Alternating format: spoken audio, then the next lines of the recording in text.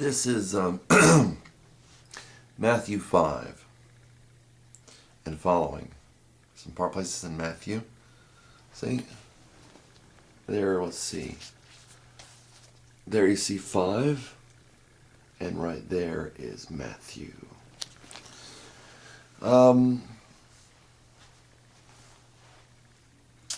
This is about whether or not you should militarily affront the government. If common sense doesn't tell you, then think a little bit, okay? When Jesus saw the crowds, he went up on the mountain, verse 1, chapter 5 of Matthew, Matthew 5, 1 and following. When Jesus saw the crowds, he went up on the mountain, and after he sat down, his disciples came to him. He opened his mouth and began to teach them, saying, "Blessed are the poor in spirit, for theirs is the kingdom of heaven." And it goes on. "Blessed are the gentle, for they shall inherit the earth." Verse 5 of Matthew. "Blessed are those who hunger and thirst for righteousness, for they shall be satisfied. Blessed are the merciful, for they shall receive mercy. Blessed are the pure in heart, for they shall see God. Blessed are the peacemakers, for they shall be called sons of God.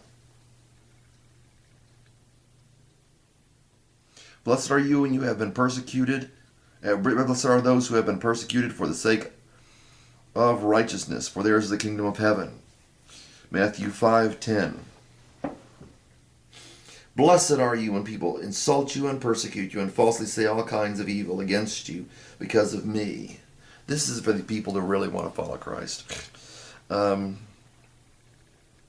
You are the salt of the earth. You are the light of the world.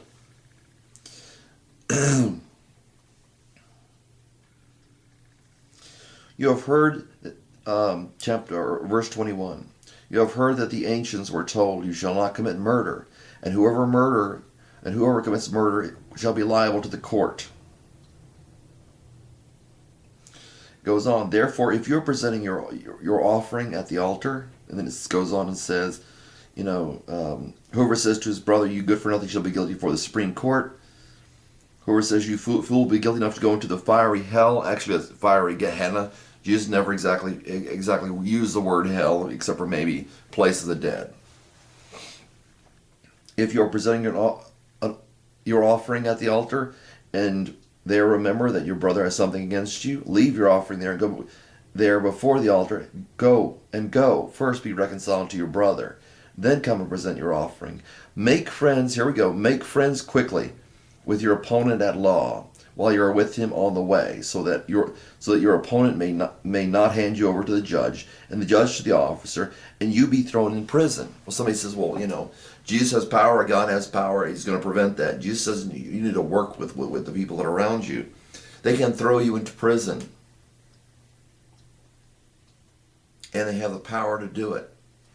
It says, "Make friends quickly with your opponent at law, while you're with him in the way. Truly I say to you," verse 26, "you will not come out of there until you have paid up the last cent."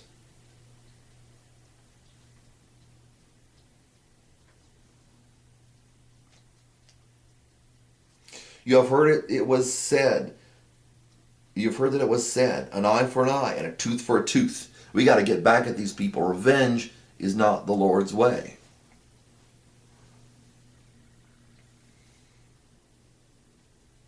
I'm not saying civil disobedience isn't right at some point, but revenge is not the Lord's way. "But I say to you, do not resist an evil person, but whoever slaps you on the right cheek, turn the other to him also. If anyone wants to sue you and take your shirt," actually that's tunic, "let him have your coat or your outer garment or cloak also. Whoever forces you to go 1 mile, go with him 2. Give to him who asks you, and do not turn away from him who wants to borrow from you. You have heard that it was said of old, or you've heard that it was said, you've heard that it was said, 'You shall love your neighbor,' and then it says, 'and hate your enemy,' which was their quote. But I say to you, love your enemies and pray for those who persecute you, So you'll be sons of your Father who is in heaven. For he causes the sun to rise on the evil and the good, and sends rain on the righteous, or on righteous and on unrighteous. If you love those who love you, what reward do you have? Do not even the tax collectors do the same? If you greet only your brothers, what are you doing more? What more are you doing? Do not even the Gentiles or the nations, that's correct translation, do the same? Therefore, you are to be perfect as your heavenly Father is perfect.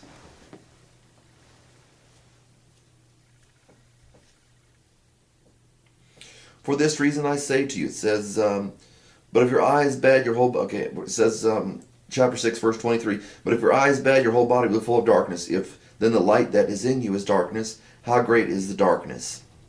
It's saying, don't store up for yourselves.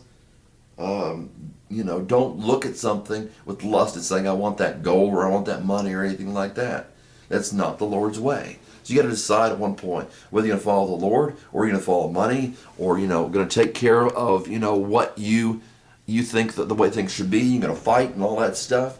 Sure, you can fight, but our warfare is not against flesh and blood. If you're following Christ, but then again, most people don't want to follow Christ. Okay, period. But if your eye is bad, your whole body will be full of darkness. If then the light that is in you is darkness, how great is the darkness?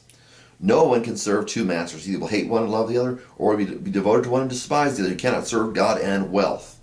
For this reason I say to you, do not be worried about your life as, what you will eat, what you will drink, nor your body, what you will put on. Is not the life more than food, and the body more than clothing? Look at the birds of the air, that they do not sow, nor reap, nor gather in barns, and your heavenly Father feeds them. Are you not worth much more than they?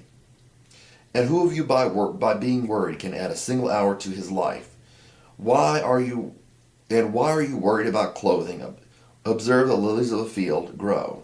Observe how the lilies of the field grow. They do not toil, nor do they spin. Yet I say to you, not even Solomon in all his glory clothed himself like one of these. Do not worry then, saying, what shall we eat? What will we eat? What will we drink? Or what will we wear for clothing? The Gentiles eagerly seek all these things, for your heavenly Father knows that you need all these things. His kingdom, his righteousness, do not worry about tomorrow, for tomorrow will care for itself. The end of chapter 6. Ask, chapter 7, verse 7. Ask and it will be given to you. Seek and you will find. Knock and it will be opened to you. For everyone who asks receives, and he who seeks finds, and to him who knocks it will be opened. Or what man is there among you? When his son asks for a loaf, will he give him a stone? Or if he asks for a fish, he will not give him a snake, will he? If you then, being evil, know how to give good gifts to your children, how much more will your Father who is in heaven give what is good to those who ask him? In everything, therefore, treat people the same way you want them to treat you. This is the law and the prophets. So if you don't do that, you're breaking the law and the prophets. Once again, Jesus says that this saying is not for everybody.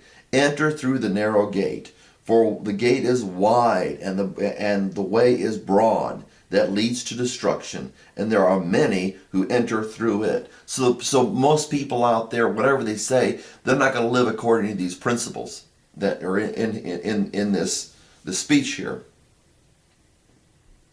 That's not the way many going to follow, and it's not based on this country follows it this way. We're a mix of the United States anyway, and many people just don't follow Christianity, whatever they claim. For the gate is small and the way is narrow that leads to life, and there are few who find it.